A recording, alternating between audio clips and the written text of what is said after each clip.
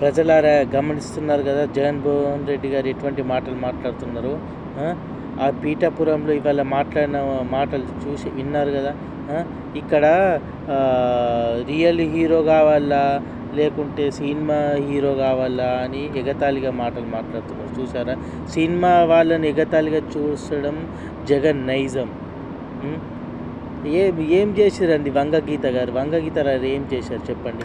పవన్ కళ్యాణ్ గారు ఆ, ఎటువంటి ఎమ్మెల్యే కాకపోయినా కానీ తన సొంత పైసలు ఖర్చు చేశారు. వంగగీత గారు ఖర్చు చేశారు. జగన్మోహన్ రెడ్డి గారు జేబులో నుంచి ఖర్చు చేసిందా? ఉన్న దాంట్లోకి వెళ్ళి ఇయ్యలేడు. కానీ పీఠాపురంకి కాకినాడ దానికి నియోజకవర్గాన్ని ఏమైనా ఇచ్చాండి డబ్బలు చెప్పండి.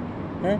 ఇటువంటి మాటలు ఎందుకు? ఇలా మీరు ప్రజలు గమనించండి. మెయిన్గా ఎలక్షన్లు ఉన్నాయి, ఇంకా 15-20 రోజుల్లో ప్రజలు అందరు గమనించి ఖచ్చితంగా జనసేనకు ఖచ్చితంగా ఓటు వేసి గెలిపియాలి, అత్యధిక మెజార్టీతో గెలిపియాలా.